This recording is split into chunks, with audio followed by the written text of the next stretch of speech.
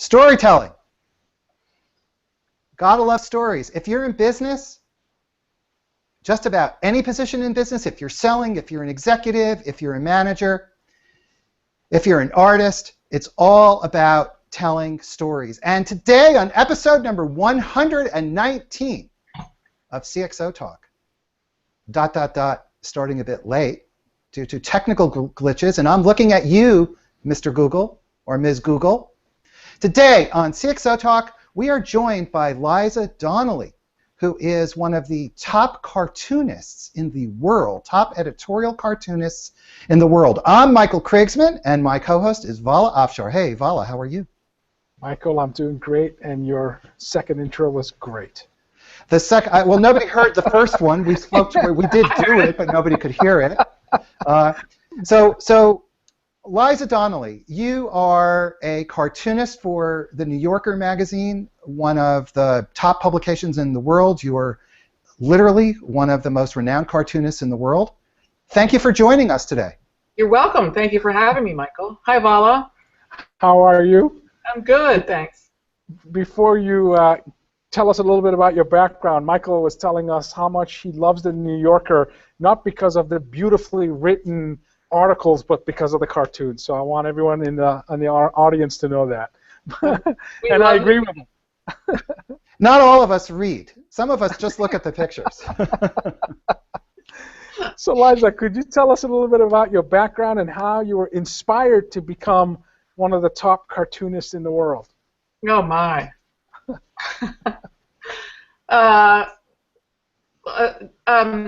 A lot of us cartoonists started when we were really little because we didn't like to read. I didn't like to read when I was little, but a lot of us did it for coping mechanisms because I really like to make people happy, and that's how I started. But I'm not going to go back to my grade school and start from there. I'll start from when I finished college. After I went to a liberal arts college, I moved to New York City and worked at a museum there and started submitting my cartoons to the New Yorker, and within 2 years I sold my first cartoon. I was very, very lucky. And that was my dream, and it happened. I'm just so lucky. That's awesome. Yeah. You know, I need to tell the audience that today we're going to do something very special. We're going to chat with you for a little while. Then we're going to show some of your cartoons, and you'll interpret them and explain them for us. And finally, we're going to end up with you actually drawing a cartoon live while we're talking with you. Putting me to work, aren't you? Well, you know, that's somebody. Yeah, we put the guests to work. That's our motto on CXOTalk. So let's talk about cartoons and storytelling, and maybe tell us about stories. What first, in general, what makes a good story? Well, Michael, I'm not, as you know, I'm not a novelist. I don't write that kind of story. I write a particular kind of story, a cartoon. And for me, I think, and probably for other types of storytelling, the best things to have is compelling characters and a beginning, a middle, and an end. So I usually do single-panel cartoons like you see in the New Yorker, where there's just a single image. So where's the beginning and where's the end? In a good cartoon, those are implied.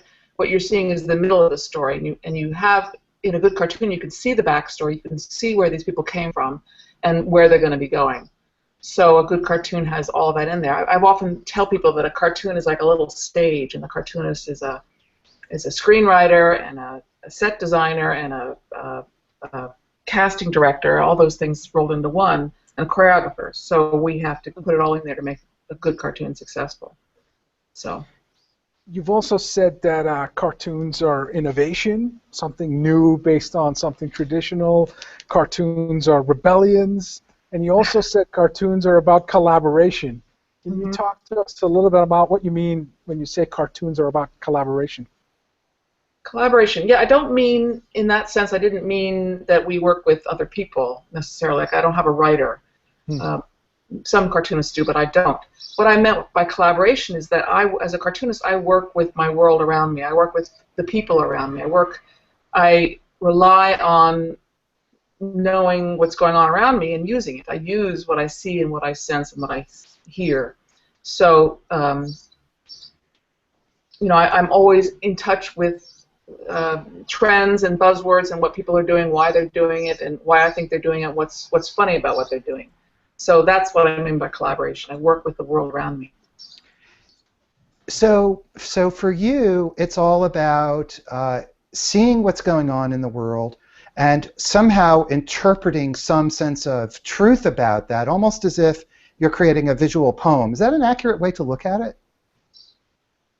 Well, a poem in that is, it's, well, I was going to say it's short, but not all poems are short.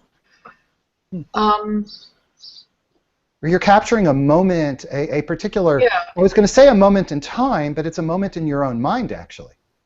Right, I've created it. Rarely do we cartoonists use phrases verbatim from people. People think we go to cocktail parties and eavesdrop, but we don't do that. So we pick up. We're like sponges in a way. We pick up on what's going on around us and soak it up, either knowingly or subconsciously, and squeeze it back out. So, and not all cartoons have meaning, like you said. Many of them don't. By meaning, or they don't have an ulterior motive except to make you laugh. Many of mine do have an ulterior motive. I'm trying to get people to think about what they're doing, or to take note of something that they're doing that might be funny or wrong. So. And what are some of the, well, so obviously then you're focused on certain, if you have that ulterior motive, so to speak, as you say, that kind of meaning, it means that you have certain focal points, certain themes that you like to write about, draw about. Mm-hmm. I mean, I guess all of us cartoonists have our own themes, and I don't like to say I have one theme or two themes. I try to draw about everything that I can, mostly about American life, about Americans, people in this country. But so I draw about a lot of different things. But in the last 5 or so years, or maybe 10 years actually now, I'm focusing more on women's rights because I feel like the kind of cartoon I do can get at things going on in our culture that you might not be able to get from an article or from a political cartoon, perhaps a traditional political cartoon. Because the kind of cartoons I do are little slices of life about interactions between people. So you can get at what's going on between two people in their bedroom, or two people at a cocktail party, or two people at a restaurant, or two people, or three people, at a sports event, and make them say things that exposes the silliness of certain cultural trends. So that's how I use my cartoons when I'm trying to get at something. And in that way, I feel like the kind of cartoons I do are political, because politics seeps into our daily lives, and particularly for women. And so that's one reason why I do a certain number of cartoons in my weekly batch about women's rights, because I think it's important to write about that, to draw about that. Sure. So when I watch TV now, it's norm that I have, the television is on, and I have my laptop, and I'm streaming the hashtag for the show that I'm watching, especially if it's prominent shows like the Oscars or the Emmys or the FIFA Women World Cup. And I love that you draw these events in real time. I particularly enjoyed the FIFA drawings as we saw the championship game, and certainly in that first 16 minutes, my mind was at ease because I knew the game was over. But it was pretty amazing. But can you talk to us about? I mean, now you're not only you're a sponge and you're soaking all these events, but you're doing it in real time, and you're producing content and you're delighting your fans. How do you do that? Like, how do you put your mind at a place where you can watch this, high-speed event like a FIFA championship and draw at the same time and really capture those magical moments? I drink lots of coffee, Vala. Me too. I do that too. Well, thank you for that. I love doing that. That sort of came about a couple of years ago. I was watching, I think it was the State of the Union address, and I started to draw. I got an iPad as a gift, my first iPad, and I was just playing around with the app, and I was drawing what I was seeing, and then I thought, oh, you can tweet this out. So I tweeted it out, And I realized I'd hit on a thing, a thing, what to call it, that nobody else was doing. In other words, I was commenting on what I was visually seeing, and also I was writing visually, like Boehner's tie is really, a strange color, or Joe Biden can't stop grinning, or something like that. I would comment on it in the tweet as well. So it was a combination. So it was a new form of cartooning, because it's not these drawings are not my traditional cartoons. They're more like my impressions of who I'm and what I'm seeing on the screen. That's right. And now I'm being hired to do this at events. So I go to conferences and I draw what I'm seeing and who I'm seeing, and I comment on what's being said. So it's really fun. I love being innovative. I like to try to use the new tools that are out there to see what I can do with them, and my skills. So when you're thinking about cartoons and you're thinking about stories, what are the elements of a successful story? You got to have interesting characters, compelling characters, and a story, even in a cartoon, has to have a beginning, a middle, and an end. I'm not a novelist, but in a cartoon, if in the single panel cartoons, the kind I do for the most part, that is the middle of the story, and in a good cartoon, implied is the beginning. You know where these people came from. You sort of can, by seeing how they're dressed, where they're standing or sitting, you know who these people are, and then the cartoon happens, and then you know where they're going to go. So there's an ending. So cartoon is like a little mini stage. The cartoonist is the set director, the screenwriter, the performer. I mean, not the performer, but the choreographer. So they're little stories. I'm a photographer, not necessarily a good photographer, but my photographs have been published in a lot of places, and I'm always trying to figure out, how do you tell a story in a photograph? And what advice do you have, or what thoughts do you have for people like myself who are photographers who want to tell a visual story, or business people who need to tell a visual story? How do you do it? Oh, that's a tough question, Michael. I mean, I don't. Maybe it just needs basic talent, which some of us have, like you, and others like myself don't have. But I tell students that want to know, practice. I mean, just doing it over and over again. I don't sit down and think, I'm going to tell a story today, and these are my characters, and this is my setting. Although I do it intuitively, and I go to the same characters that I feel comfortable with, that I know something about. I mean, that's why most of my cartoons are making fun of my demographic, because I know my demographic, and it's you gotta draw or write about what you know. Otherwise, it might ring false. More and more, I'm trying to draw and write about political events or cultural events outside of this country, and I'm testing those waters. I draw and write about women in other countries, for example, but it's easier to stick with what you know, and it's probably more successful ultimately, because you don't want to falsely portray people in your stories. Sure.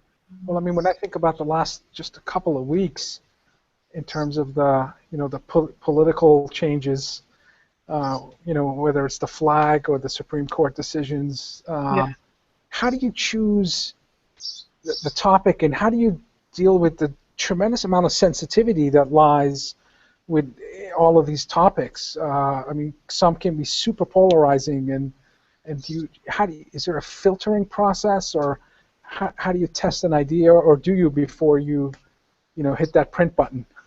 Yeah. Well, yeah.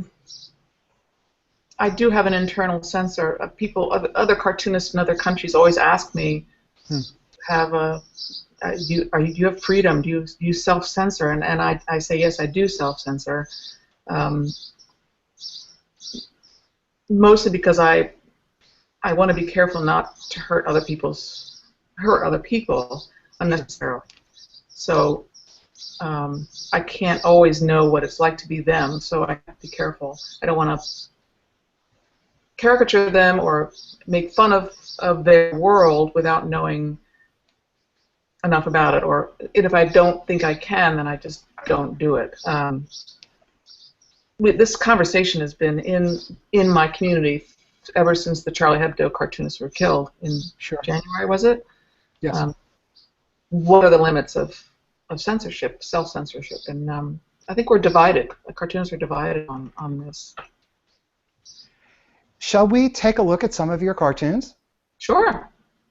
So let's also tell the viewers that I work for the New Yorker, but I also work for some online sites. So there's a different process for both places. So I don't know if you want to get into that or not. Yeah, actually, yes. Tell us about the process, and then we'll look at your photos. Well, the New Yorker is a weekly, as you know, and I send in my cartoons every week, and they either buy them or they don't. And oftentimes those cartoons are less political because of the timing of it. You know, it's a weekly, so if you have to think about what political event is going to have legs, as it were, if it's going to stick around for another week, and you have to figure out how to approach it. So the New Yorker might want it. And then the places like Medium, where I've been publishing political cartoons, that can be very quick. So it can respond. My cartoon can respond to an immediate political event. So.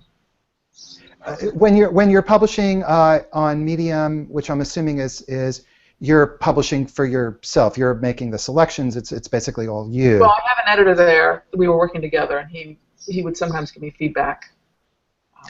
Is there a difference in the way that you approach the cartoons when you're working for Medium versus, say, the New Yorker? Just open up the curtain, especially at the New Yorker, a little bit, because it's so famous and everybody wants to know. Well, the New Yorker, I still draw with pen and ink and scan the drawings and send them in. Sometimes I go in and see the editor and show them in person. And as I said, the cartoons are less political. They're more about general life, and sometimes overtly or indirectly political. And for Medium, I often use, as you'll see in some of the drawings I showed you, I will use my tablet to draw cartoons. And some cartoons you'll see in this were shown to the New Yorker, but they chose not to print them, so I just use them elsewhere on my own site and whatnot. Do you remember the first cartoon you sold, and can you describe it to the New Yorker? Yes. Yes, of course I do. Of course. The first one I sold was not the first one they printed, but the first one I sold was a captionless cartoon. Because a lot of my cartoons didn't have words back then, because I didn't like words back then as much as I do now. But it was Paul Cézanne, the artist, has his theory of three elements in nature: a cone, a sphere, and a cylinder. That's what he bases his art theories on. And so I just come out of art school, So I drew a cone, a sphere, and a cylinder. That's the given. And then I added to the picture a TV set. So a TV set becomes a TV set. So that's often what a cartoon is. It's a twisting of reality. It's taking what we know and it makes it different, and that's why you laughed. So that's good. But it was a weird one to sell for my first cartoon because people were like, "What is that?" They didn't understand. Did you get a big reaction to it? What? What? Did you get a big reaction to it? Did people No. understand? This was pre-internet too, so you don't often. Back then, you didn't get reactions to anything. So, but I found it was embarrassing because it fits sort of the New Yorker stereotype. Like, I don't understand that cartoon. What were you saying? What are you doing? And well, obviously it worked because you've been doing this now for 30 years over there. Yeah, I found a way to make more relatable cartoons, I think. Well, let's take a look at some of your cartoons right now. Okay. And then you can talk us through already. So let's see here. Can you see my screen? Yes. So I chose this one because we were talking about storytelling, and I did this cartoon, and the New Yorker didn't buy it, but it ran in Southampton Review, which is a literary magazine, and it's just saying that there's a story everywhere. There's a poem or there's a painting in everything. So that was the joke there. Okay. Let's go to another one.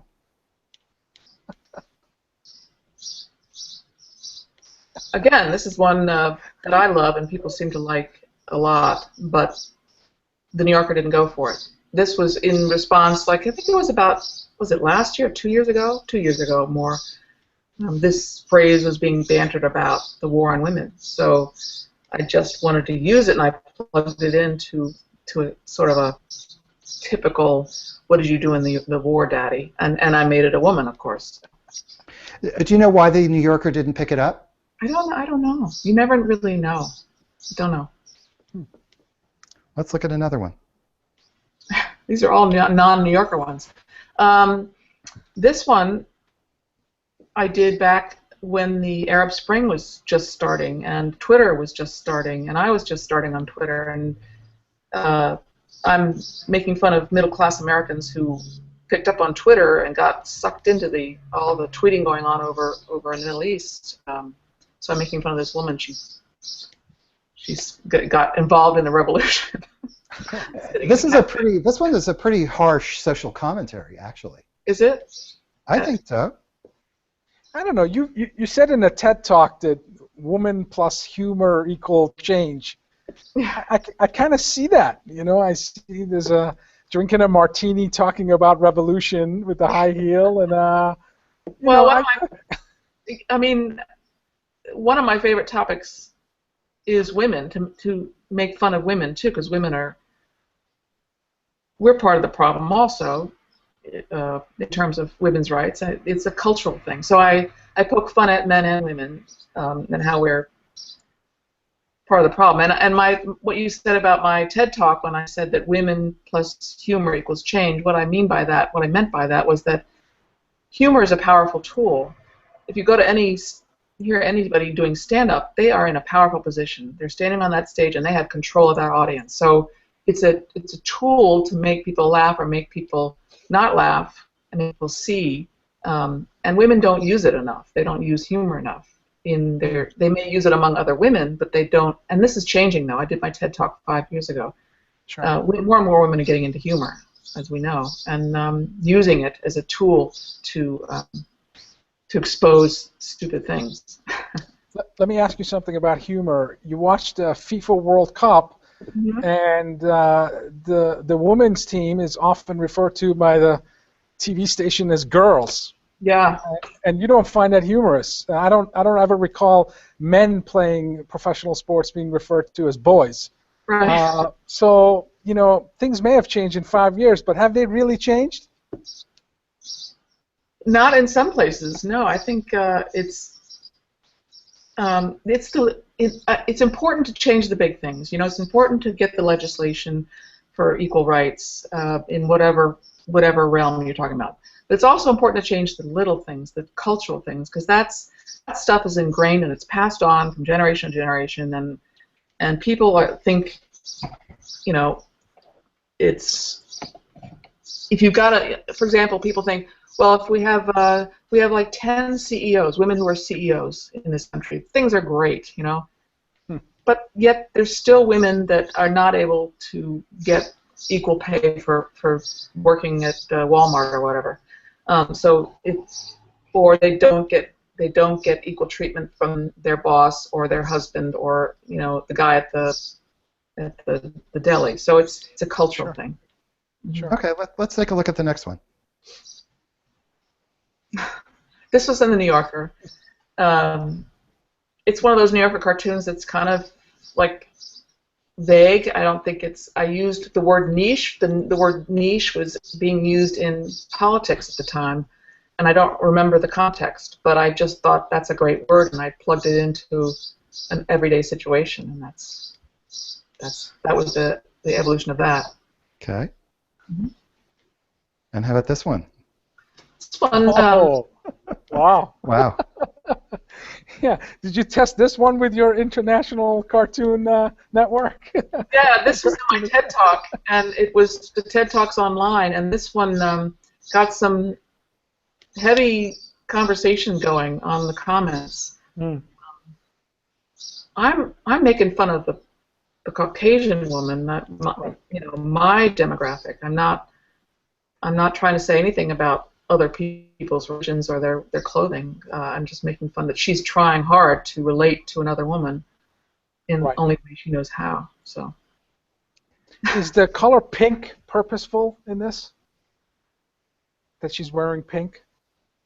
Yeah, that's a good question, Vala, because I don't choose these things lightly. I probably gave her a pink shirt to say that she's a bit feminized. She's one of those women that goes for the being overly feminine. So, I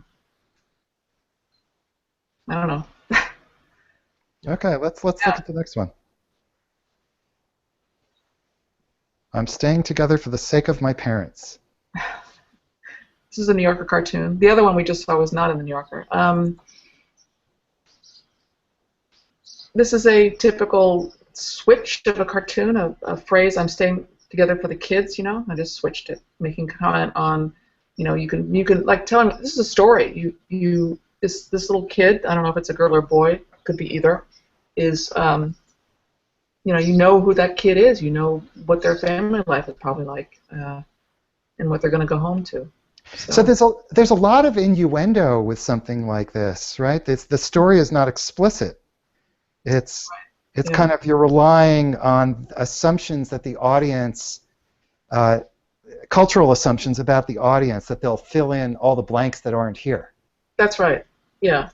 And that's the thing about humor, is that it sometimes can be an inclusive sort of force or a divisive force. You know, the New Yorker, many people don't get the cartoons, don't get them, and that's too bad. But what I'm trying to say is that sometimes, in many cases, humor can leave people out, and I don't think the New Yorker intends to do that, but it can keep people separated, and that's not good. It's better to have inclusive type humor.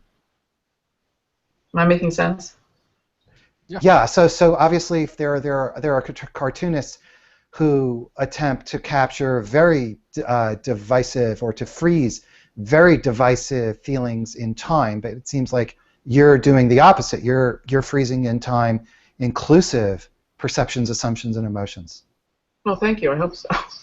So let's look at the next one. Again, this is a couple that I'm sure you know, and hopefully it's not you and your wife, but it says cliche. I think I'd look better without my, but in this case, she's saying I think I'd look better without you. So it's a little story.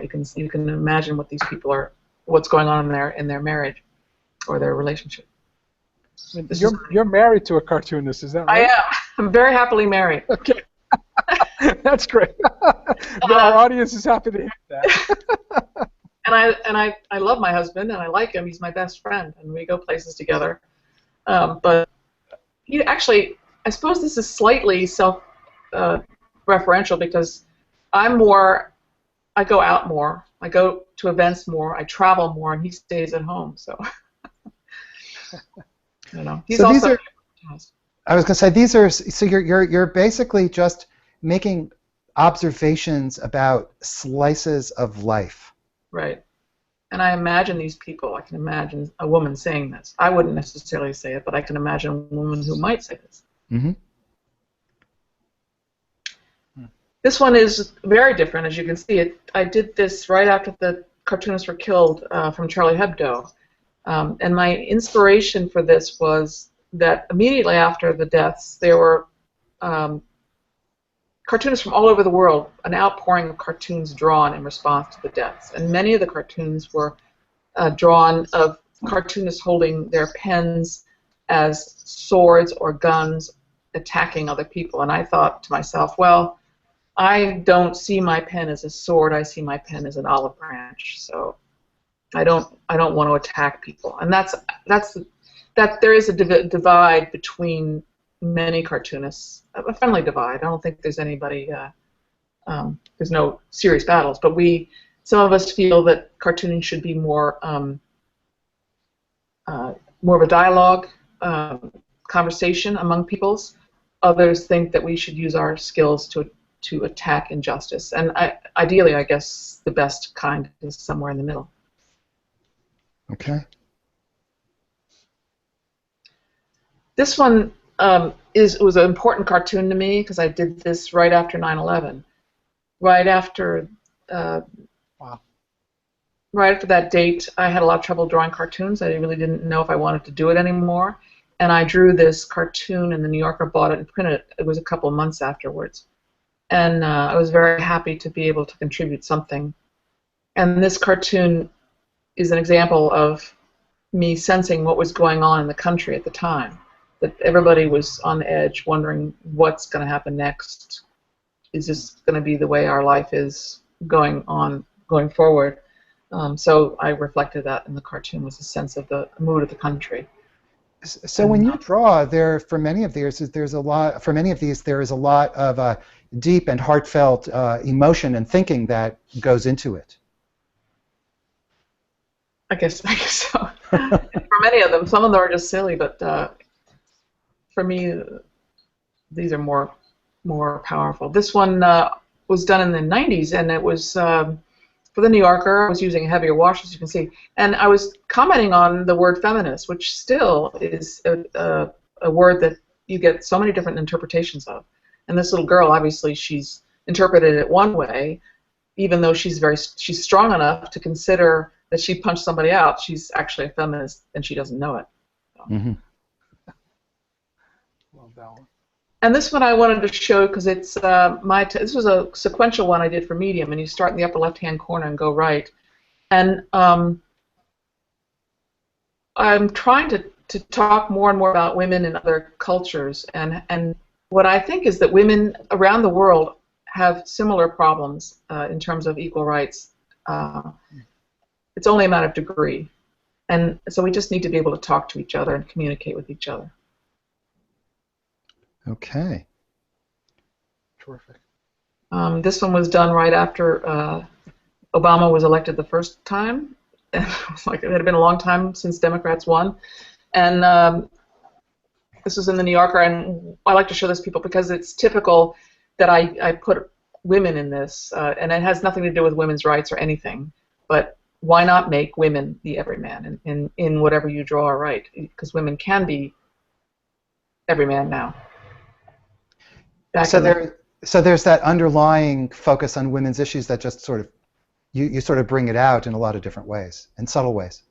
Right. I was talking with Gina Davis, the actress who has a foundation that talks about how many women are in movies and television. They research it, and so many times we just don't notice the fact that there are not many women in a given film, or there aren't many women in with leading roles or supporting roles. So it's just a matter of thinking it through and making slight changes, like making the therapist a woman. You can, so why not? Sure. So let's look at one or two more, and then let's ask you to draw for us. How's that? We'll put you to work. Sorry, will you cover the election, the presidential election? I will, yeah. Okay, cool.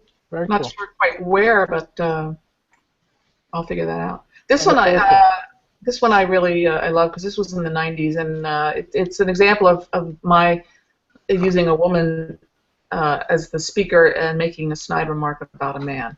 And so this was the beginning. This cartoon was the beginning of the whole trend of my work heading that way. I didn't know it at the time, but I started doing more and more women speaking and making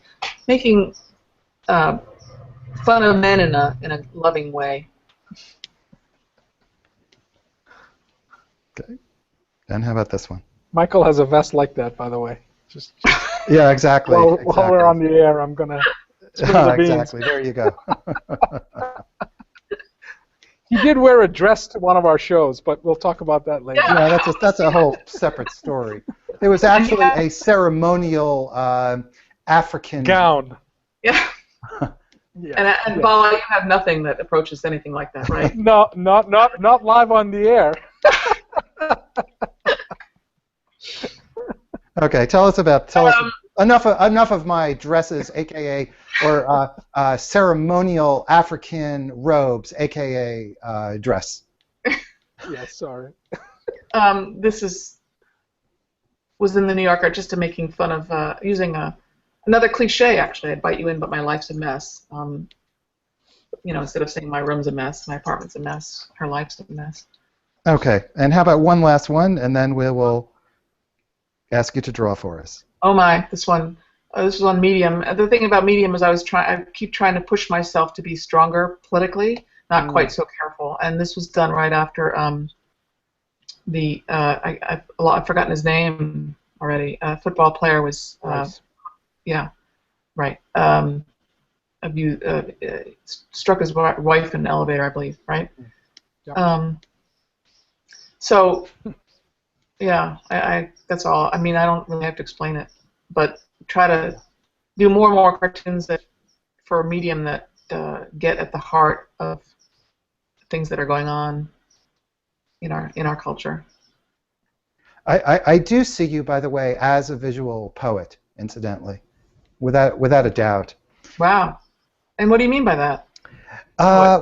Well, poetry captures some sentiment, some thought, and tries to distill it down to its essence, so that it's the truth, so to speak, of that object, thought, situation for the poet. And in a similar way, it seems to me that you are looking at cultural situations or social dynamics and stripping away everything except some core element of that dynamic, getting right, like with this cartoon, just getting to the essence of it. Thank you. In a very succinct, minimal way, right? Is that like right to the heart of it in very effectively and yeah, thank you.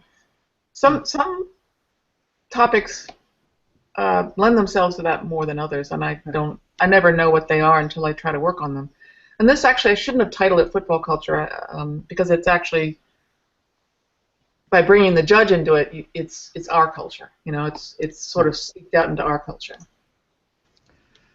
So I definitely now will think of you as a visual poet. Oh, thank you. And having said that, let me stop this screen share that I've been doing. And look, I have turned all white. Don't you love technology, how that works? There we go.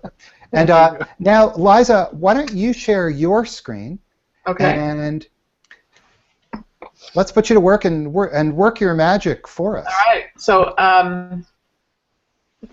it's that green arrow in the upper left. Yep. And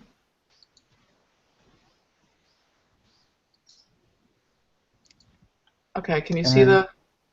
We did for a second. Oh, yes. wait. I can see. Yes. Yep. Okay.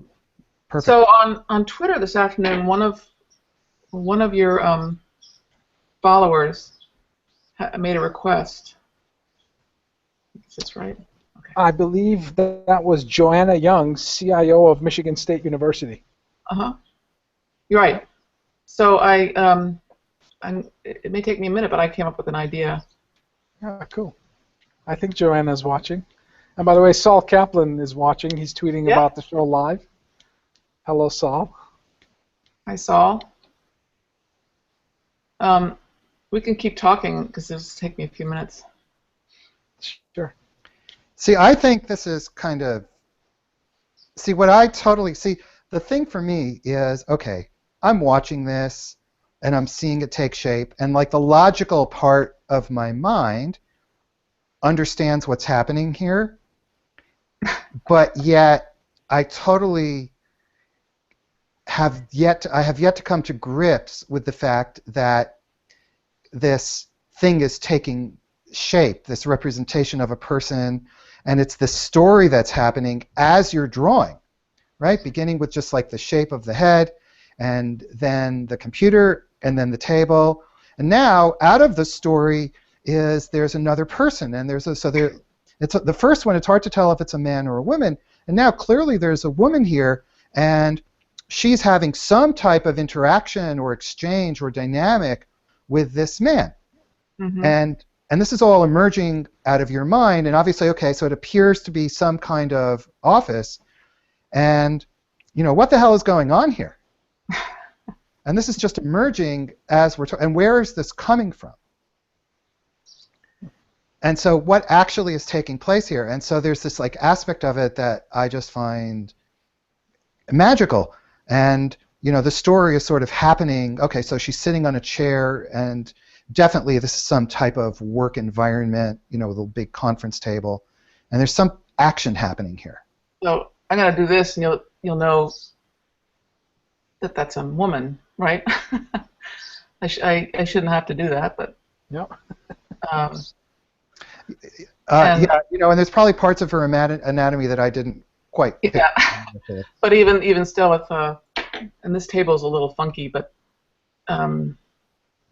Oh yes, and it's also small on my screen. But okay, right. so you have these two women, and looks like a job interview, maybe. Oh wait, Ah. and so there's actually something else going on here. He has his back to the woman. Oh my, so there's like this whole social vignette that's taking place.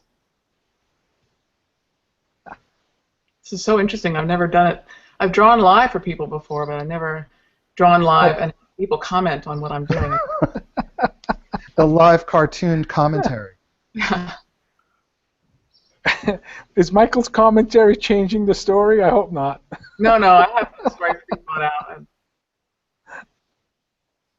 Very Okay, so we have this kind of like This is a dual. high school lunchroom. The boys are together and the girls are together. All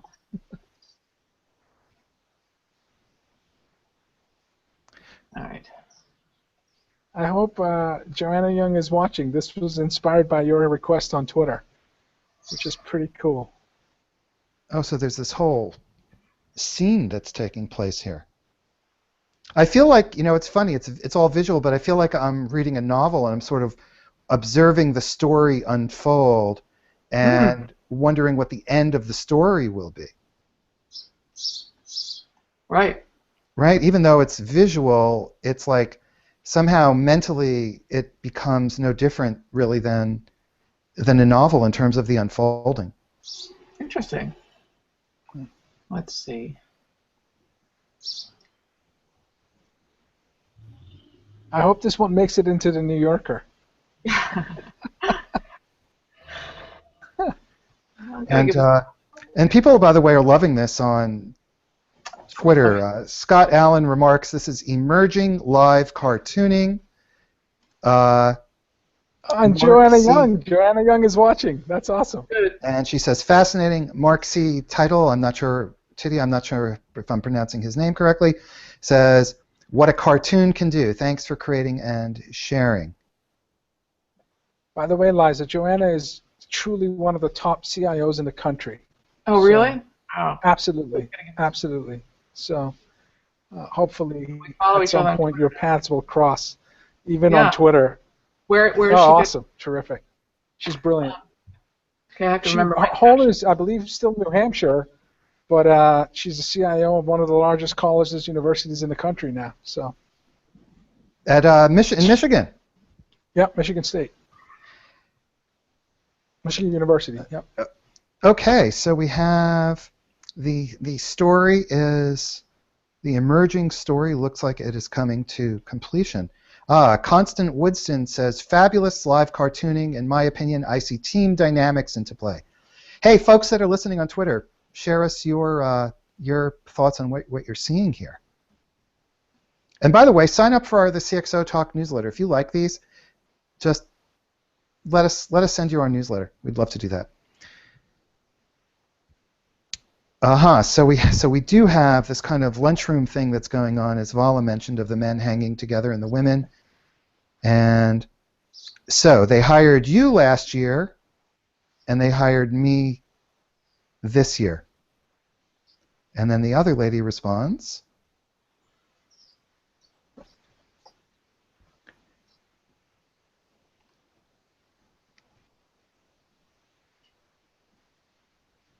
This is so amazing to like watch this story unfold. It's awesome. And they consider this doing better. Doing better. Basically, yeah. So you have sort of symbolic women being hired or left on the side where the actual stuff of business is taking place, excluding them. Which relates, to, Liza, to what you were just talking about earlier. And by the way, Joanna, who Vala was mentioning, is unique in that she's one of the relatively few female CIOs in the country. I mean, there are quite a few, but certainly at the scale of organizational size that she's at is quite unusual. Mm-hmm. And this relates back to what you were saying earlier, that we're not conscious or aware of, say, when there's a lack of female participants in movies or in TV shows, for example. And you know, we see some change happening, but the change that and that's good. You know, the hiring of women is not fast enough in many cases, but it's the culture, it's the tone of the culture that also needs to change. And absolutely. And in Joanna's case, you would have to draw 5 more guys, because I believe the ratio of female to male CIOs is 1 to 10. So for every 1 female CIO, there's 10 men. Mm-hmm. Wow. So extraordinary. Thank you so much for this. This is, I think this could be my favorite CXO talk of all time. So. Well, this was pretty. It took 119, but this is pretty amazing. Thank you, Val. It was really fun. Thank you so much. It was great. I enjoyed talking to you both. Well, this is a very different type of CXO talk, and I'm so glad that we did it. And Liza, and by the way, Joanna Young says hello, says thank you, rather. Hello. Should I stop this? Should I come back? Should I come back? Sure, please. Sure. Just. Yeah. Okay. Awesome. So this has been a pretty interesting CXO talk, and a bit of a departure from our usual, hardcore innovation and technology, but very important, because I think that success in anything and success in business and innovation actually absolutely demands looking at situations from a different perspective. And Liza Donnelly, thank you so much for bringing us that different perspective today. Well, thank you. I have to say that it works both ways. Is me learning about what you do is only good for what I do. So it helps me to be better. Well, this has been a pretty fascinating episode number 119 of CXO Talk. So thank you so much, and everybody who's been watching, thank you especially for joining. Sign up for that newsletter. I'm Michael Krigsman. My co-host is Vala Afshar. Vala, I hope you have a great week ahead. Thanks, guys. Michael, and I'm looking forward to better quality photos from you after this show. Yeah, well, that's going to be a long wait. I know it's the best, and I know Vala has a best. Absolutely, right, but not a dress. Anyway, go ahead.